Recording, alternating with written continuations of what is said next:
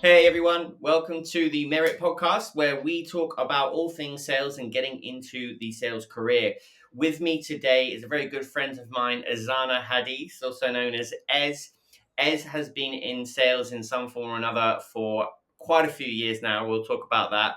Not only did Ez start as a sales executive in tech, but then he went on to become a chief of staff at a sales boot camp and now is the chief operating officer at one of London's top law firms called Aria Grace Law, where he gets to do lots of things, including sales. So we're going to hear from Ez today. Ez, welcome. How are you doing? Yeah, I'm good, man. Great to be here. Excellent, excellent. So yeah, Ez, obviously I've given you a little bit of an intro. We'd Yeah. just love to hear from you. How did you end up doing what you're doing in the sales world? Yeah, sales is a foundational skill that I think everyone needs to have. It's the base skill for pretty much anything that you want to do, right? If you're a founder, you want to raise money, you've got to sell yourself, you've got to sell your idea, you've got to sell your business. If you're internal, you've got to sell different projects to other stakeholders within the business. If you're external facing, I mean, it's pretty obvious, right? You're selling to clients, you're selling to internal stakeholders, if you're in customer success, etc. No matter what you do within a business setting, you will always need to sell in some way, right? Even if you're a programmer, you've got to sell your new feature ideas to management, you've got to sell it to more senior people within the team, etc. So I think when you strip everything back, you realize that people are selling all the time. They might not be selling in the way that a salesperson sells, which is really structured. It's something you learn. It's something you build. It's a skill set that you kind of build up from the ground up. But everyone learns how to sell in their day to day, always, even when making friends, etc. So I think it's a foundational skill. I think it's a skill that most people have. Some people better than others. Those are probably the people that self-describe as people or outgoing or whatever or extroverted, etc. Right? All they're doing is they're actually just naturally better at selling than other people. That's it. When I was looking to start my career, the first thing that I thought of was the most important skill set to have. What is it? And I really thought about that. What I arrived at was sales for all the reasons I've just listed, right?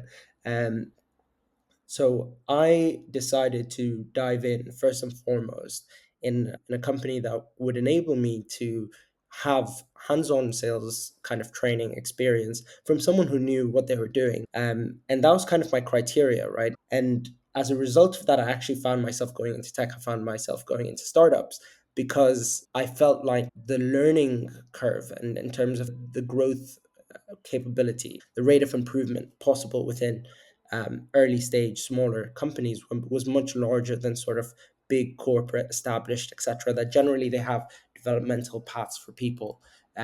Whereas in a startup, it's scrappy. You're doing a lot. You've got to kind of sink or swim. It's full throttle from day one. And I thought in terms of building up a sales skill set, that's the environment you want to be at, right?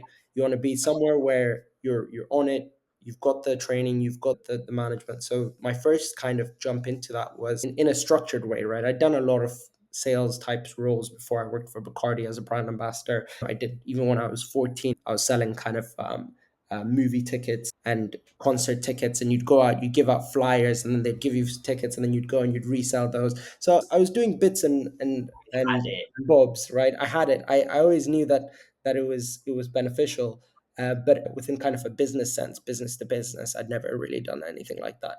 So Let's it just was, sense, right? You've had a really great education, right? You went to yeah, Edinburgh University, then went on to Imperial College to do your, is it a master's, right, in business, right? Is that right? yeah, Yeah, it was. And, entrepreneurship and innovation, yeah. like the fact is, you could have done anything, right? Yeah. You could have been a top class lawyer. You could be a top class, big four, big industry. Why didn't you do that? Well, like, I know why you chose sales, but why didn't you choose the quote unquote traditional route? Funnily enough, a lot of people in my course also ask me the same question. They're like, what are you doing going into sales, man? You've got 2 degrees, a master's, etc., and you're going to a role that actually you don't even really need a degree to be Yeah, successful in, right? So it's like, why are you doing that? We're applying to McKinsey and Deloitte and PE and VC and blah blah blah and blah blah and all the rest of it. And I honestly think it comes down to what I was trying to achieve, right? What I was trying to achieve is I wanted to build a skill set. And I felt like going to tech within sales was the best way to build a skill set in sales. Look at Mark Bainoff, like he's the guy started in sales, right? He started He in sales and sales, yeah, he's a monster. The guy's a monster, right? He's awesome at yeah, what he does, and he learned from Larry and the guys at Oracle, yeah, and which are also very well known to be just absolutely bullish sales guys. You look at a lot of the top founders, CEOs, etc., that actually built up their companies from scratch. They're great salespeople. They knew how to really push and grind. And I think the skill sets that you learn in sales, right? Time management, having a very detailed plan, preparation, the ability to understand people in a much deeper sense, uncover problems, illuminate things, all of those kind of strategies, skill sets that you build as you learn how to be a very good salesperson are things that actually you can take, you can lift and shift and apply to a lot of different areas. So for me, looking at my options, I saw, yes, I could go the more traditional route. Yes, I could go into, big four, whatever, etc. And I'd probably learn also a lot of stuff, but I would not learn how to sell, right? You don't learn yeah. how to sell. You learn a lot of other stuff. You wouldn't really learn how to sell. Let's say take consultancy, for example. You don't really need to know how to sell until past your grad scheme, past your first few years, until you become a Well, it's much manager easier or to something like get that. the Yeah, behind. I mean, you You don't know, even have the trust, right? You don't even have the trust. No one's gonna take an analyst and ask them to go and bill £1 million, right? But if as an account executive, you could be doing that in your second year, if you're really really good, right? if you actually think about it, you've actually got a pretty smart head on your shoulders to go and do that, right? You recognize that despite this education, I don't necessarily have this one core skill set to be the best. Now, if I'm honest, that is not what you see every day from students that have just graduated, be it from their their postgrad or their masters or anything like that. What would you say to them right now that say, "Hey, sales is beneath me," or "I deserve all this stuff, but I haven't trained"? What would you say to that person right now? Um, I would say just don't be so arrogant. Just open up your mind a little bit and actually think about what it is you want to do, right? If your goal is, I want to work at X company for 10 years and eventually make it up into senior management, etc., fine, cool, go and do that, and stay in that one company and do that thing. And I mean, if you want to eventually come up, like Facebook or whatever, fine. If you're obviously in product or law or whatever, then you have a clear path in terms of what you need to do. But if you're a business person and you want to say, oh, I want to start a company in the future, I want to get into a fast growth scale up, I want to do Mm, things where I'm actually creating tons and tons of value, then you need to learn how to sell. right. You're never going to be as good as you could be if you knew how to sell. And you see this all the time, right? You see this in established companies, you see this at senior levels of management, you see this in the C-suite. There are people that just are really good at their jobs but don't know how to sell. And they are not as valuable as people that are really good at their jobs but also know how to sell, right? Because it's everything. It comes down to, when you're a business, what are you trying to do? You're trying to grow. What does that require? It requires sales. It requires internal people to be really good at selling themselves as well. In order, if you've got a really great product idea, right, but your colleague is much better at selling his idea than you are, then unfortunately your product's not making it to market, right? You've got to have that ability to say, hey, is this role going to teach me this core skill set, and how quickly can I learn it? How can I apply it in my day to day? I think if you're coming out of university and you're thinking, well, this is beneath me, etc., I think take a look at your Yeah, goals. Don't be arrogant about it. Don't say, well, I need to go here or there or whatever. Think about skill sets. Wherever you yeah, go, think about, is this going to build the skill set that I want in order to achieve the future goals that I need to achieve? And have a hard, proper look, not going somewhere just because of reputation or whatever, but actually really thinking about and talking to the recruiters and people within the business that you want to join to say, how's this helped you develop that skill set that I need to develop? yeah. So if you had to summarize three skills or three competencies that you've developed since those early days as a salesperson, think about that first job at Minto, Yeah. right? What do you say those three things are that you've then carried on to your role as the chief of staff of SAS Leads and then the COO of Aria Grace? I think the first thing is preparation, right? The level of detail and preparation that goes into sales is just next level, right? Because you have to get so granular with it. I remember when I was still SDRing, I wanted to be the best SDR in the UK. And I looked at what all the top guys in other areas were doing, and I was like, damn, how are they doing that, right? So you end up having to get so granular with every email, every send, every line, every word that you speak or you add onto your pitch, and really iterating, right? So I think preparation, the second iteration, right? Testing, A/B testing, testing, everything. And I think number three is just the confidence, right? So the confidence is so important. I'm a very outgoing guy. I'm outgoing. I'm extroverted. I always have been. Ask anyone that knows me, they'll say that. I remember my first sales call. God damn, I was shaking like a leaf. I was shaking like a leaf, calling some CEO, whatever. I was just out of uni. I'm not that guy at all. I'm never nervous. I'm never nervous to meet people, speak to people at all. But for some reason, when I picked up the phone and I was calling, some I don't even remember the company, it was the CEO of an SME. Um, and I was having the call, and all of a sudden my voice started breaking. And I finished the call. And actually, we ended up booking that meeting. You might remember that actually. Um, I but remember your first meeting. Yeah. but but it was afterwards. I remember this is actually a funny story. So afterwards, what happened was Will at the time was my manager. He's the head of sales at the company that I was working at, and it was the first meeting booked. That ended up being the first client that the company had ever closed. And Will sent around that recording to the whole company, saying, "Oh, look at what great a job uh, Zana had done." And I was like, "Oh my god, it's so embarrassing," because of how nervous I was, right? So I think that confidence in terms of being able to say, "Hey, look, yeah, this might be the I don't know, head of product at Disney, but I'm gonna give them a call and I'm gonna speak to them one to one, and I'm not gonna feel nervous or less than as a result of that."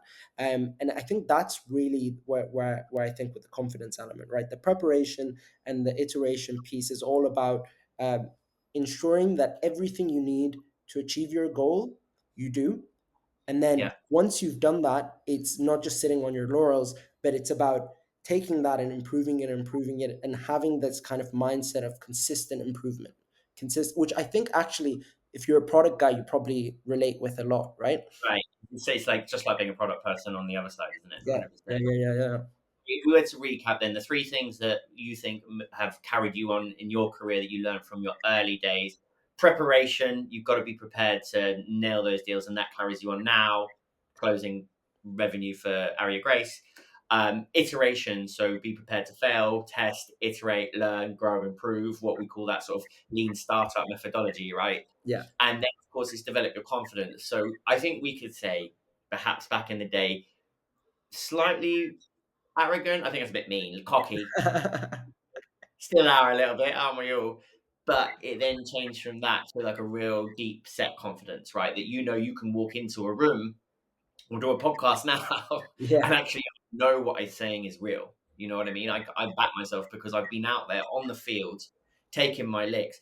I can go in there. I don't need anyone else's help. I can build a business. yeah, exactly, exactly. It's Yeah, exactly it, isn't it?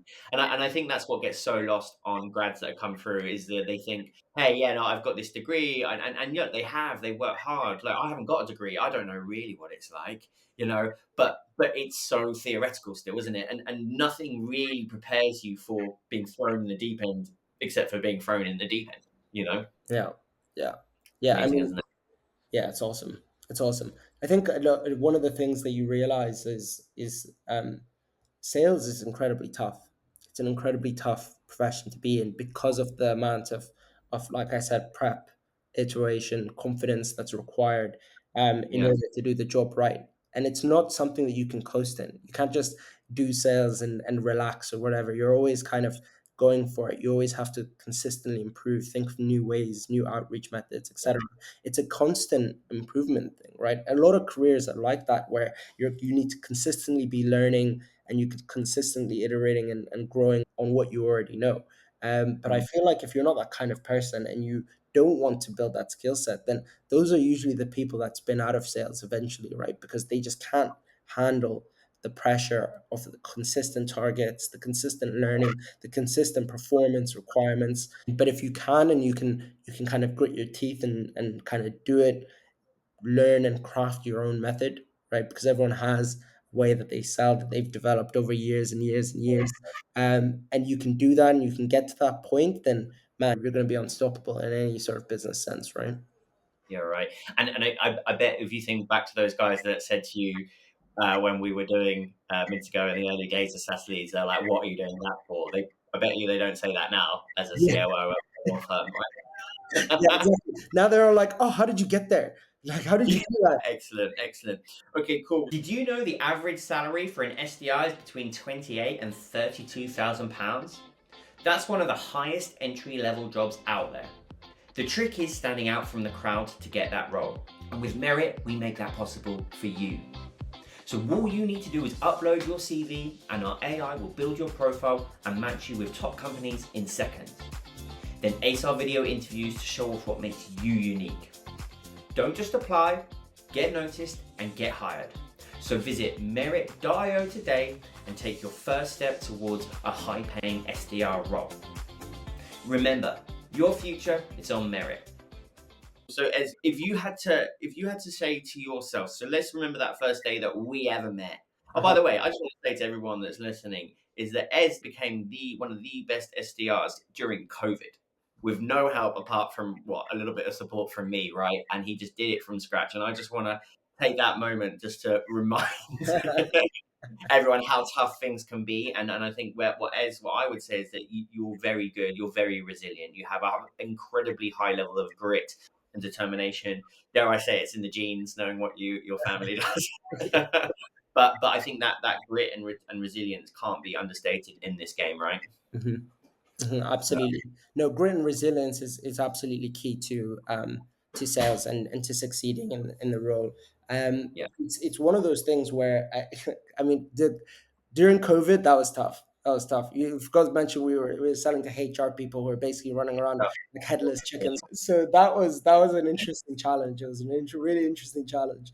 But one of those things, right? Like you've got to kind of, I think with grit and resilience, it's again another skill set that you need to have in sales, that you really need to have in sales, but you also really need to have in everything else. You know, do you uh, think do you think it's a skill set, or do you think it's something that you're born with? no, I think that grit and resilience is something that we all have, right? I think Yeah. all people have grit and resilience. They have the capacity for grit and resilience. I think too many people choose the easy way out, right? So they say, "Oh well, no, I can't do that. It's not for me. I don't want to go through that strain, that difficulty." But if you really think about it, the reality of our world is you look at human beings and we're incredibly resilient. We're not as strong, as fast, or whatever as a lot of different animals in the animal kingdom, but we're the longest distance runners, right? So we can outrun pretty much anyone. And like early humans used to do that. They used to basically do this thing where they would hunt by basically just chasing down prey for hundreds of kilometers until they got tired and basically died, and then they would take that prey, right? Because they couldn't actually Yeah. kill them. So that was something that we did. So it's like that resilience, that mental toughness in order to be able to run 100 kilometers, right? Now, ultra marathons are nuts. Like if you do an ultra marathon, you're like a nuts person that runs like 100 miles, 100 kilometers, whatever, right? But Right, yeah. yeah, to do it, it's tough. But Yeah. we Do can you know do what? it. Where I'm training my grit and resilience right now. Okay, yeah, it's in the business environment. I've been doing it 6 years, but where I'm really training it day in, day out, so I can be gritty and resilient in the business world is in the gym.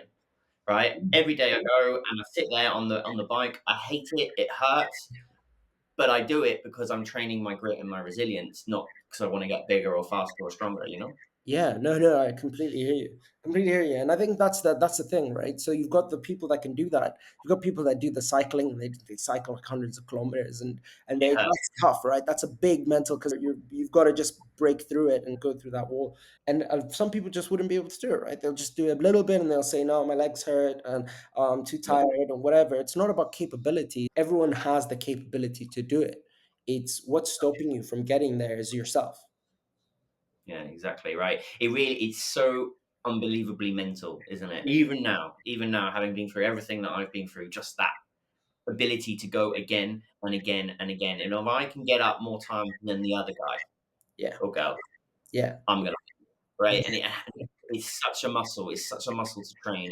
I personally believe that we all have grit and resilience to your point, but we've got to train it. If you don't go to the gym, you get fat. yeah, Same thing, yeah. right? Yeah. It's quick fire round then. Three things. If you had to start again that day we met, what would be the advice that you give Ed that's just starting out his sales career? If I had to go back, man, I would probably say do more. I'd say do more.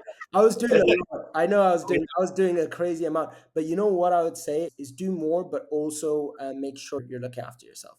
I'd say that. I'd say do more, but make sure you have time for the gym. Make sure you have time to go for a walk. Make sure your nutrition is on point, etc. Because I think when you're really on a big grind and you're doing a lot, uh, you actually need to find times to kind of wind down. You need to find times, ways to get your body to disengage from that and do other stuff.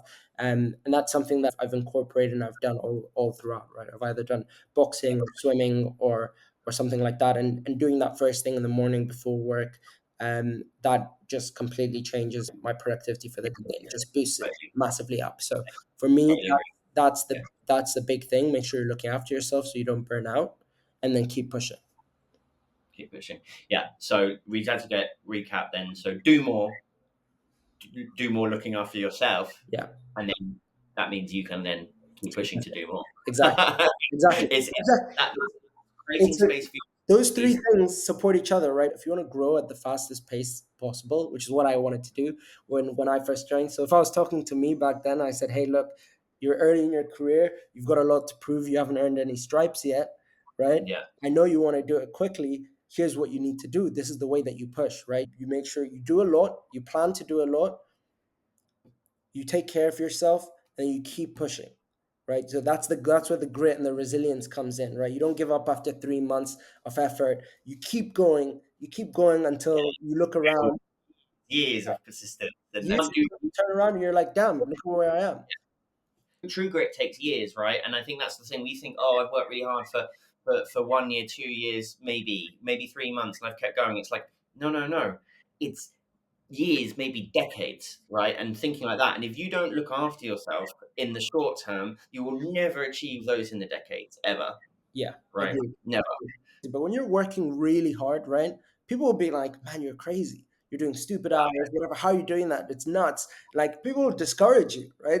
People will discourage you because they say that's not All the happening. time. You don't have work-life balance. You don't have this, whatever. Yeah, Like, and then afterwards, they'll say, "Oh wow, you did all that so quickly. Like, you yeah. got How do 21, you do that? you did Yeah, that." I put in some work. I put in some yeah. grind. So For me, it's the other way around. When I was younger, I did not work that hard, and it was like you need to work harder. You to be successful, you need to work harder. Now it's literally the opposite, as you well know.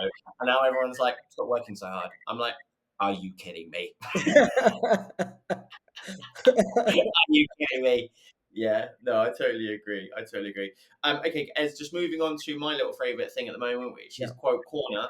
What is your favorite quote that you or mantra that you say to yourself every day? I have loads, but I'd love to hear yours.